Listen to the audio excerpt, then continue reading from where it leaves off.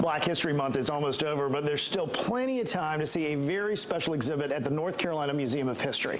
And here to share more about what you can see are Earl Imes and Angela Thorpe. So tell us a little bit about the Green Book exhibit. This is pretty extraordinary. Well, thank you for having us, Russ. Yeah. Yes, we've had the opportunity to have a Green Book from 1959 on exhibit in the lobby of the museum, and we're fortunate enough to have it on loan from one of the patrons who presented at this past African American Cultural Celebration.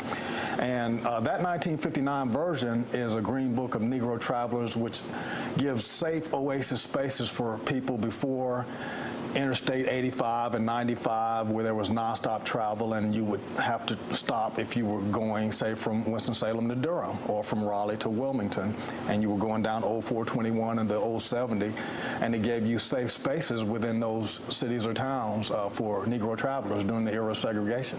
And that's the reason it was started to begin with, right? To Absolutely. make it safer for folks to travel. Yes. Yes, so the Green Book was started actually by a postman named Victor Hugo Green, and he lived in New York City, and he got tired of facing racial discrimination as he tried to navigate services in New York City. So the first Green Book was actually published for the metropolitan New York area. It included restaurants, barber shops, and other services, and there was such a high demand for the Green Book that it became a yearly guide, and it published to include cities all over the country and eventually outside of continental America. So you'll find issues that covered Europe, Canada, and even African countries like Nigeria.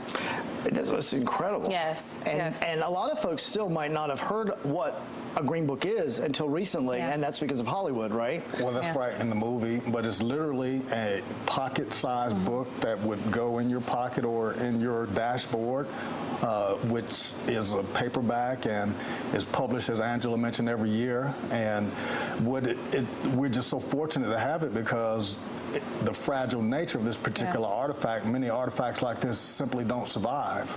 And so this 1959 version is one that we have had the opportunity to show off and to also abstract some of the data from it that gives the actual locations in places like Winston-Salem or Durham or here in Raleigh down Hargett Street or over in the old Hayti district of Durham or East Winston-Salem or West Charlotte in that part, or even in Wilmington, down in Plymouth, and places where the northeastern part of the state where you have what's called the Black Belt of North Carolina.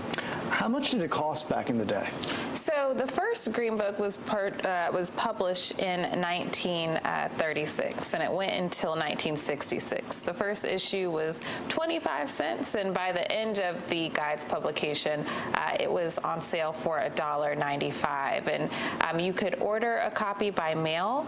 Esso Service Stations is one of the service chains that provided the Green Book, and you could also get it from civic groups as well, and even your church. It says a lot about the fact that it was out for 3 decades, just in terms of our culture and how folks or whether folks felt safe. Right. Well, the reason that Mr. Hugo decided to end publication of it was because of the passage of the 1964 Civil Rights Act and the 1965 Voting Rights Act, which were efforts by our country to integrate a whole society, and the thinking was that we would no longer need the Green Book after that time frame. You guys, thank you so much for coming. Thank you. I really appreciate it. Earl and Angela. Now listen, you guys got plenty of time to go to the North Carolina Museum of History.